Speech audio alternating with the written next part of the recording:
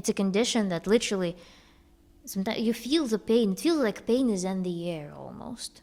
And it's so excruciating. You just want to, if you never had a migraine, just go bang your head on the wall and imagine that the pain which you get when you hit the wall is constant. So if that's the level of pain that migraine gives. And you cannot hide from it. You would want to climb into the darkest corner, lay under the press, like you want someone to jump on your head while you're laying on the floor. That's the level of sensation that migraine gives. So solving this problem was an incredible gift. An incredible gift. And I feel like it would be completely inappropriate for me to not share it with you.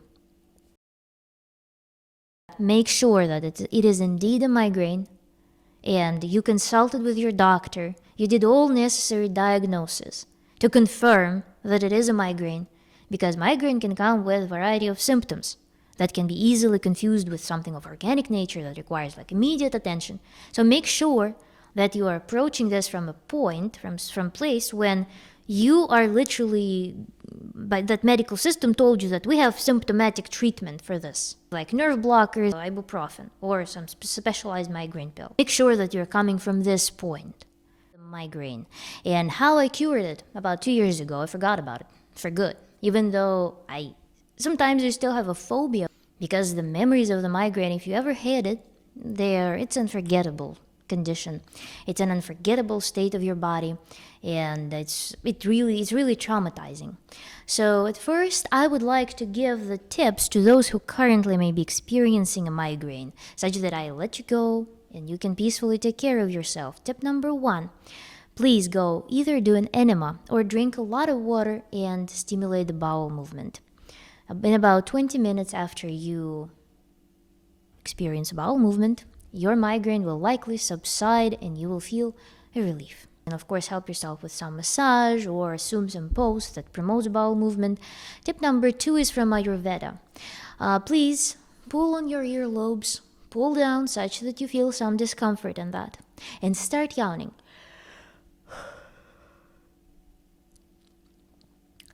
Do these acts of yawning until you feel the relief. This practice is very powerful. It relieves the spasm of the blood vessels, helping you to flush your brain, flush your tissues, and remove excess water. This practice is especially effective if you are just on the onset of the migraine. So try it out. It will likely help if your migraine is just beginning, and it likely won't help you quite as well if you are already in the middle of your migraine, because that pain, it triggers inflammatory response, so you're dealing with the whole already feedback loop of reactions that go on in your body. You need some more comprehensive actions at that point. So try that in the beginning of the migraine. And then the third tip is it's not a method, it's a tip.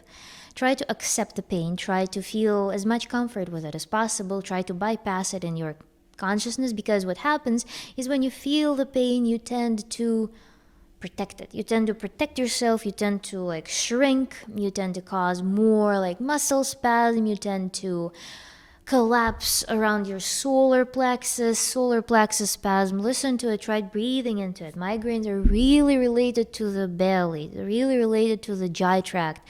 Because again, we all know the symptoms of the migraine, symptoms that accompany it, and sometimes whatever happens, pretty much always what happens in your GI tract influences your migraines. And that will be the central thought of this video, and I will be telling you how to actually cure the migraine for good. So if you're currently having it, give yourself a gentle massage, breathe through your solar plexus, try to make sure that all your muscles are relaxed and you are as comfortable as possible. And they try to take all other measures that I already mentioned.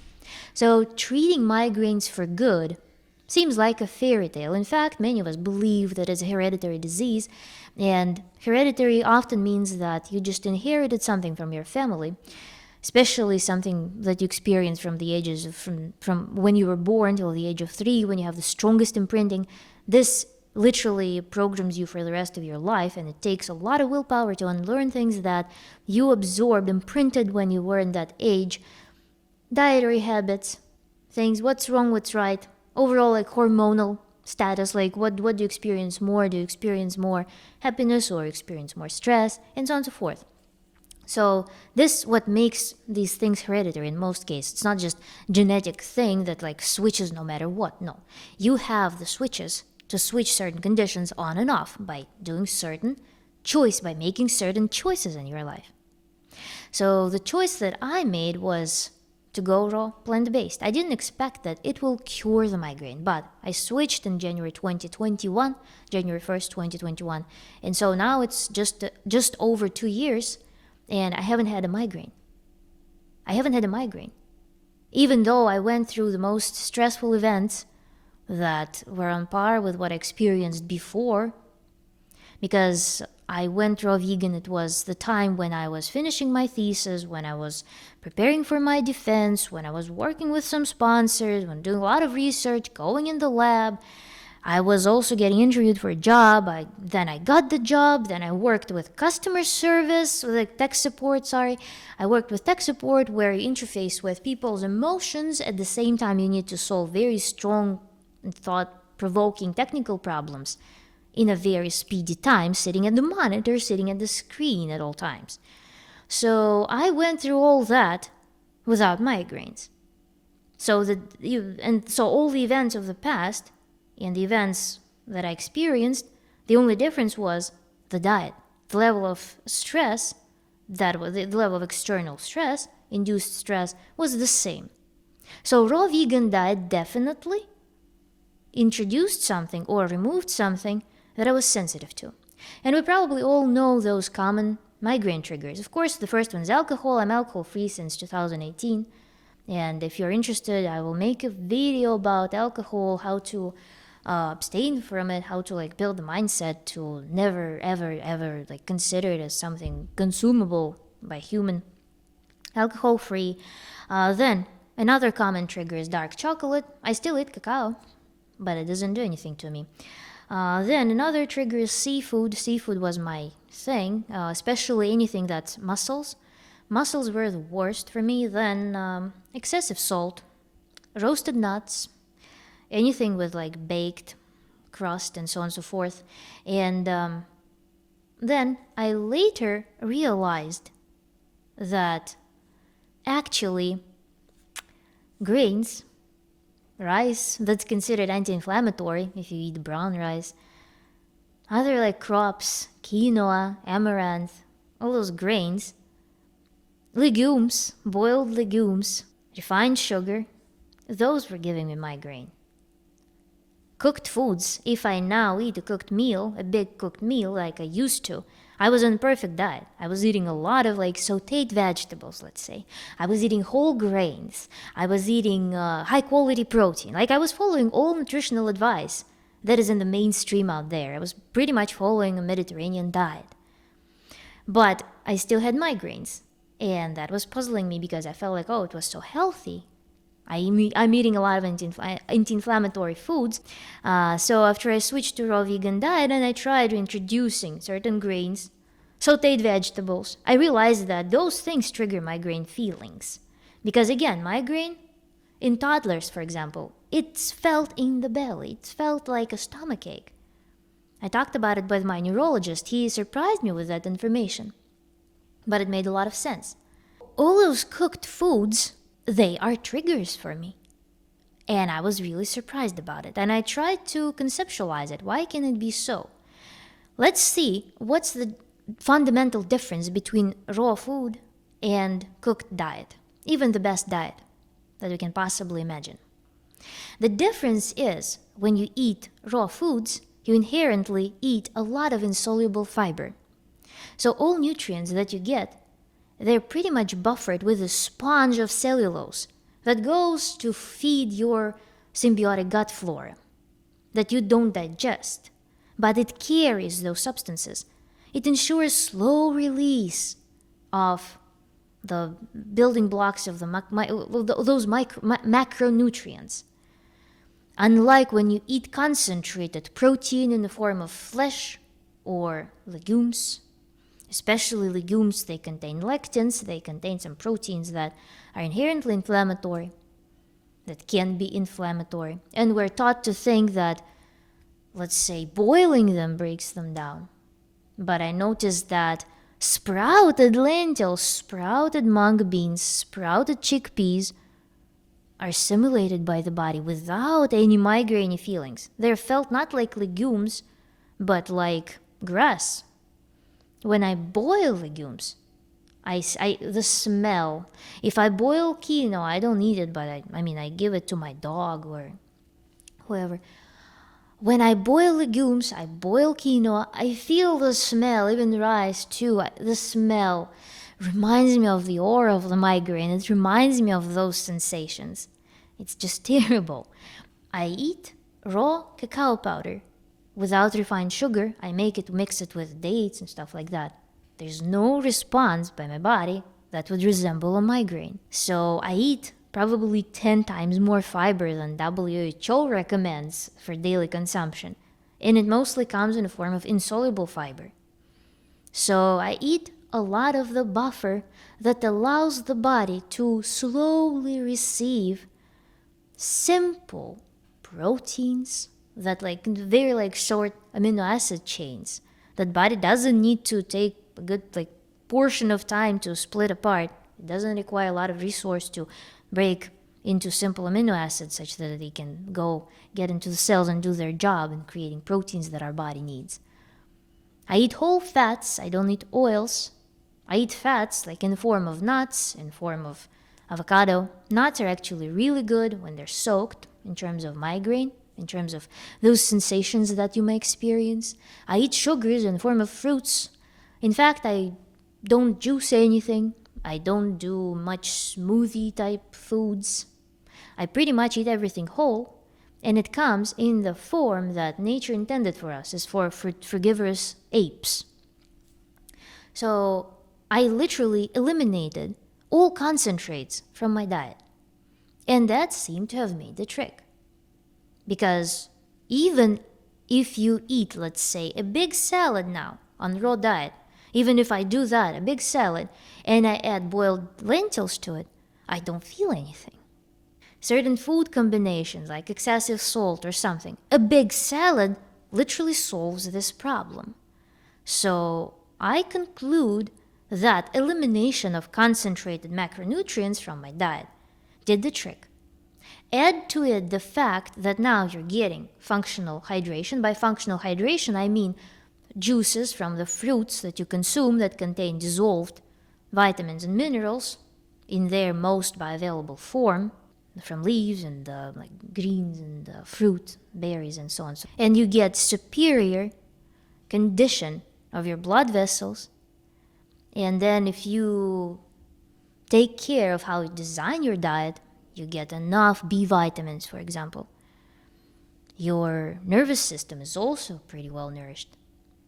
If you take care to eat a lot of omega-3 containing foods in form of seeds such as flax seeds and hemp, you also do a great deal of helping your brain and helping your blood vessels to regulate effectively, even when you're being blasted or exposed to some external stress, some emotional stress. So those things ultimately revolutionized the way my head, my nerves, my blood vessels started functioning. You reduce the amount of inflammation, and you introduce more nutrition, to get more micronutrients into your diet. And that's the trick. Important thing though, when you consider raw vegan diet to solve such problem as a migraine, of course, be careful with what you eat. Design your diet to address all micronutrient needs. I show in the books, there are tables that you can use to design your diet around. Make sure to not eat too much salt, of course, and literally take advantage of high fiber content. When you cook foods, you break down soluble fiber into starches. You break down about 15% of insoluble fiber into soluble fiber.